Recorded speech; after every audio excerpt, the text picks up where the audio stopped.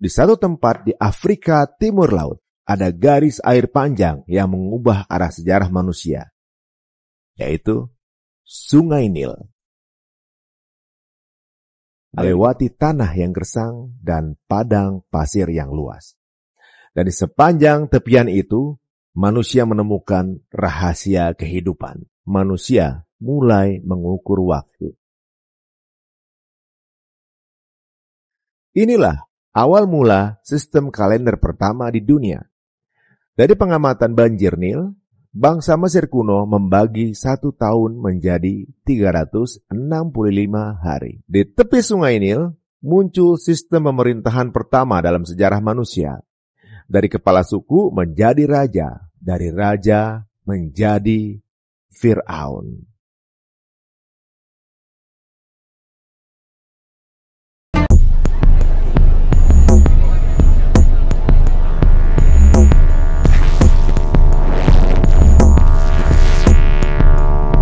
Sebelum peradaban muncul, sebelum tulisan diciptakan, bumi hanya dihuni kelompok manusia pengembara yang mengikuti musim dan juga hujan.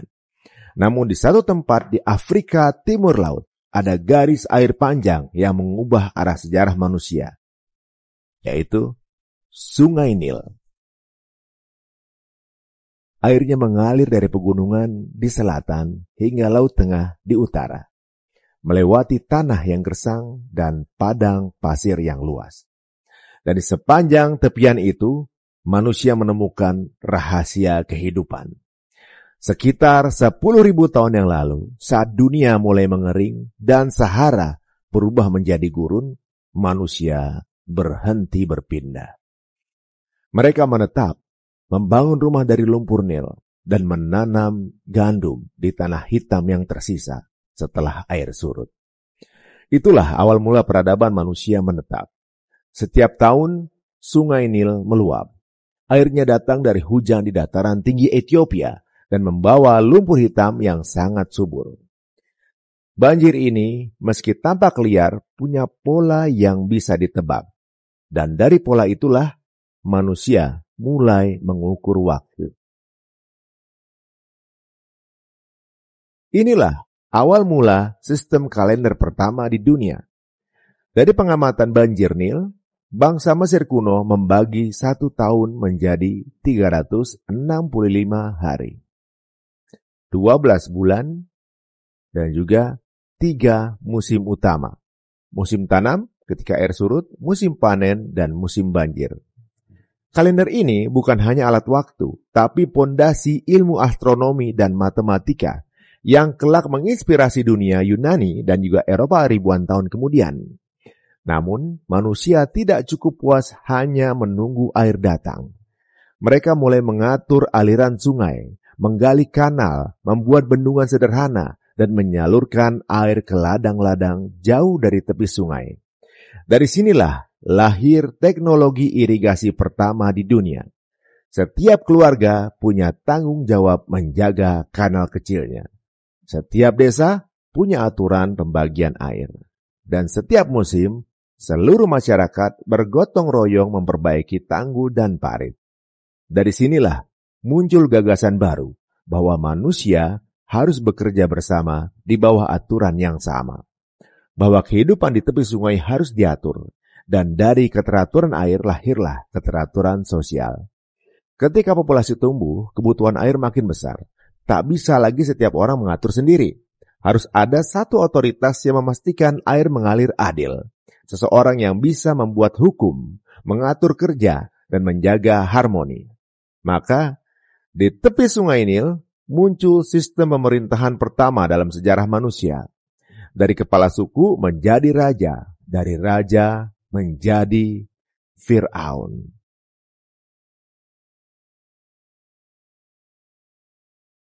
Mereka disebut perantara antara manusia dan dewa-dewa sungai. Fir'aun bukan hanya penguasa politik, tapi juga penjaga aliran air, penentu waktu tanam, dan pemimpin spiritual. Pemerintahan ini menciptakan sistem pajak pertanian, membangun gudang penyimpanan hasil panen, hingga mendirikan struktur monumental seperti piramida dan kuil. yang semuanya dibiayai oleh hasil bumi dari tanah subur di sekitar Nil. Ketika banjir dan panen harus dicatat, manusia menciptakan simbol-simbol. Mula-mula pada batu dan juga tanah liat, lalu pada papirus, tanaman khas yang tumbuh di tepian sungai Nil. Dari sinilah lahir tulisan hieroglif. Tulisan ini merekam segalanya. Waktu panen, tinggi air sungai, perintah raja, hingga ajaran keagamaan dan astronomi. Dari sini pula muncul ilmuwan pertama di dunia, para juru tulis, arsitek, dan ahli perbintangan Mesir. Mereka mempelajari bagaimana bintang Sirius selalu muncul sesaat sebelum banjir tiba. Tanda bahwa ilmu dan alam memiliki hubungan yang erat. Maka lahirlah cabang ilmu pertama, matematika untuk mengukur lahan yang berubah karena banjir, geometri untuk membangun piramida, astronomi untuk membuat kalender, dan medis karena mereka mulai memahami tubuh dan penyembuhan. Nil bukan hanya sumber air, tapi laboratorium pertama umat manusia. Ketika peradaban Mesir tumbuh menjadi kerajaan besar, wahyu pun mulai turun di tanah yang sama. Allah mengutus nabi-nabi untuk memperingatkan manusia yang lupa diri di balik kemajuan dan kekuasaannya. Dari Nabi Ibrahim alaihissalam yang pernah datang ke Mesir dan membawa jejak keluarga kenabian, ke Nabi Yusuf yang menyelamatkan Mesir dari kelaparan berkat ilmu tafsir mimpi dan manajemen pangan, hingga Nabi Musa yang dibesarkan di istana Fir'aun, penguasa yang merasa mampu mengatur hidup manusia sebagaimana ia mengatur air Nil. Namun, ketika kesombongan melampaui batas, air yang selama ini menghidupi justru menjadi alat kehancuran. Fir'aun tenggelam dan sungai Nil kembali menjadi saksi bahwa tidak ada kekuasaan yang abadi selain milik Allah.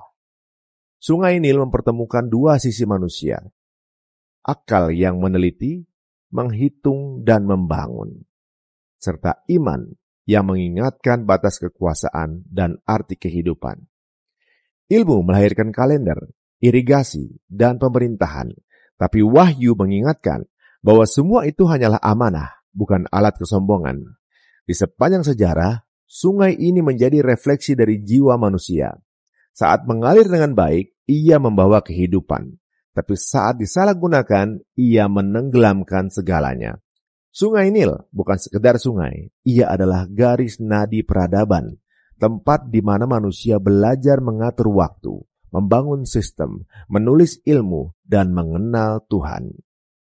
Dari lumpur hitamnya tumbuh peradaban, dari airnya lahir ilmu, dan di sepanjang alirannya turun wahyu. Ia adalah sungai yang menyatukan dua sisi manusia, akal dan iman. Dan mungkin karena itulah Rasulullah SAW bersabda bahwa sungai Nil adalah salah satu sungai yang berasal dari surga.